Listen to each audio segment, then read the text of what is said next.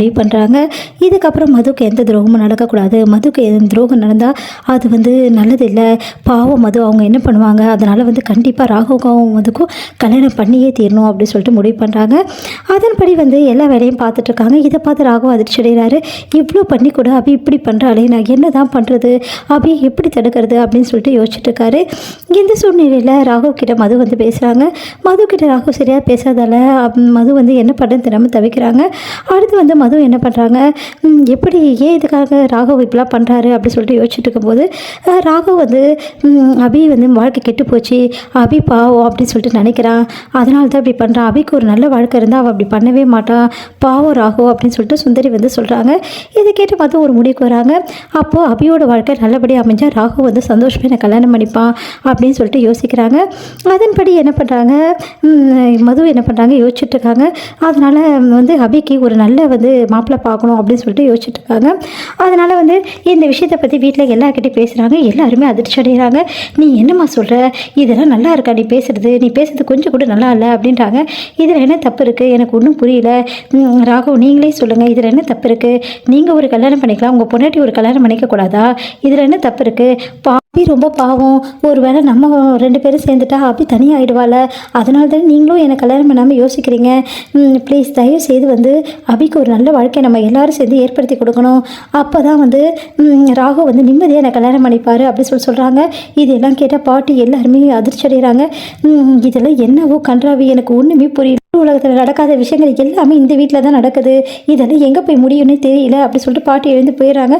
மது வந்து அவங்க பெரியவங்க, வயசானவங்க, அவங்களுக்கு எதுவும் தெரியாது, அதனால் நம்ம தான் இதை பற்றி பேசணும் அப்படின்னு சொல்லிட்டு எல்லாருக்கிட்டே பேசுகிறாங்க. நீ சொல்கிறது கரெக்டு மது, கரெக்டாக தான் சொல்கிறேன் அப்படி சொல்லிட்டு சுந்தரி வந்து அவங்களுக்கு சப்போர்ட் பண்ணுறாங்க. இதை பார்த்து முரளி செம்மையாக டென்ஷன் ஆகிறாரு. அதுக்காக அபிக்கு கல்யாணம் பண்ணி வைக்கிறோன்றீங்களா அப்படின்னோடனே, ஐயோ இவன் இருக்கிறத தெரியாமல் நான் வேறு உளறிட்டேனே அப்படின்னு சொல்லிட்டு சுந்தரி யோசிக்கிறாங்க. இங்கே வந்து மது கிட்ட வந்து முரளி பேசுகிறாரு. ஏங்க நீங்கள் பண்ணுறது கொஞ்சமாக சரியாக இருக்கா, நீங்கள் ராகவ கல்யாணம் பண்ணிக்கிறீங்க சரி, அபி அவங்க லைஃப்பில் அவங்க பார்த்துப்பாங்க, இதில் நீங்கள் ஏங்க தலையிடுறீங்க அபி லைஃப்பில் அப்படின்றாங்க. அது இல்லைங்க, அவங்க எனக்கு நல்லது நினைக்கிறாங்கல்ல, ராகவ கூட என்னை சேர்த்து வைக்கிறாங்கல்ல, யார் செய்வா இதை, அப்போது அவங்களுக்கு ஒரு நல்லது நான் நினைக்க வேணாவா அப்படின்றாங்க. அதை கேட்டுட்டு வந்து வாஸ்தவான பேச்சு தான், எல்லாம் தலை எழுத்து, அதுக்காக அபிக்கு கல்யாணம் பண்ணி வைக்க முடியாதுங்க, அவங்க எப்படி ஒத்துப்பாங்க, அதெல்லாம் நான் பார்த்துக்கிறேங்க அப்படின்றாங்க. அதிர்ச்சி அடைகிறாரு முரளி. ஐயோ இந்த மது என்ன இப்படிலாம் குழப்பறா அப்படின்னு சொல்லிட்டு இங்கே வந்து எப்படியாவது அபி இந்த கல்யாணத்துக்கு சம்மதிக்கணும் அப்படின்னு சொல்லிட்டு யோசிக்கிறாரு. ராகவ் வந்து அதிர்ச்சி அடைகிறாரு. என்ன இந்த மது இப்படிலாம் பேசுகிறா அப்படின்னு சொல்லிட்டு மது கிட்ட, மது நீ பேசுறது கொஞ்சம் கூட சரியில்லை அப்படின்னோடனே, உனக்கு என்ன ராகவ், உனக்கு ஒரு வாழ்க்கை அமையலாம், ஆனால் பாவம் அபி அவளுக்கு ஒரு வாழ்க்கை அமையக்கூடாதா, அவள் நம்ம வாழ்க்கைக்காக எவ்வளோ பண்ணுறா, அவளுக்காக இந்த ஹெல்ப் கூட நான் பண்ணக்கூடாதா அப்படின்றாங்க. அதை கேட்டு வந்து ராகு செமையாக டென்ஷன் ஆகி உள்ளே போகிறாரு.